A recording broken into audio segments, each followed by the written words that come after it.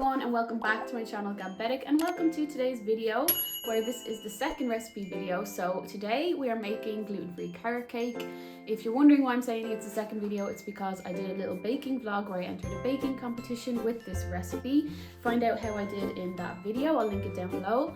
But today we're making a really good gluten-free carrot cake with cream cheese frosting. Very easy to make, really tasty, and I hope you enjoy. If you do, please give it a big thumbs up, comment down below and subscribe if you're new to the channel.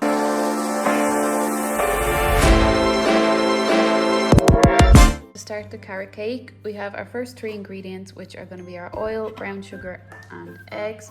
So first of all, I'm going to add in my vegetable oil, and like I said, all the ingredients and quantities will be in the descriptions down below as well. Next goes in our brown sugar, and finally we're going to put in our 3 eggs. And now we're just going to put that all mixing together. So here is the consistency of the mix after. Now we're going to add in our gluten-free flour. People always ask what's my favorite gluten-free flour, and it's this Dove's Farm Free. I love this one, it's so good.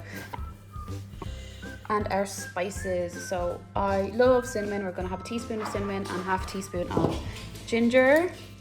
And let's mix this all together. So next we're going to put in orange zest and our carrot. This carrot I grated by hand. It took me literally ages.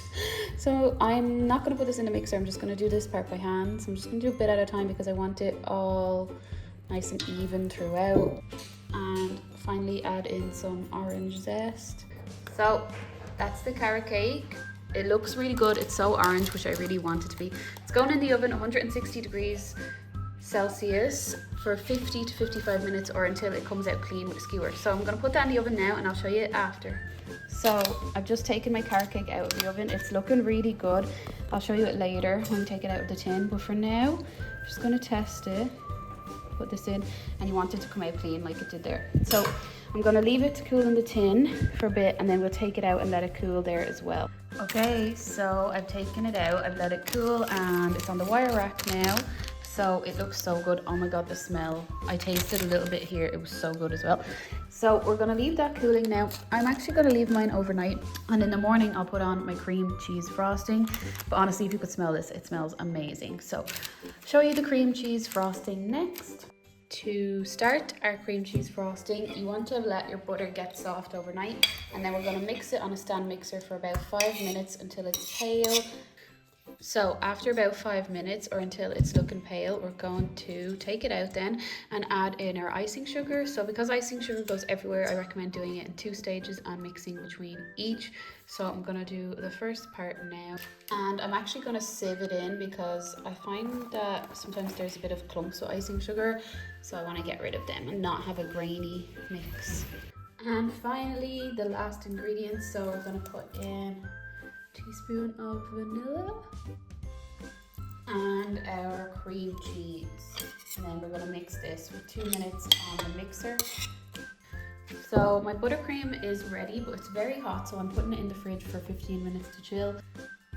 And while that happens, I'm going to grate the zest of an orange because we're going to use that to sprinkle on top of the carrot cake. Okay, so now we have our frosting, so now it is time to decorate. So I'm going to put this on and then we'll decorate the top.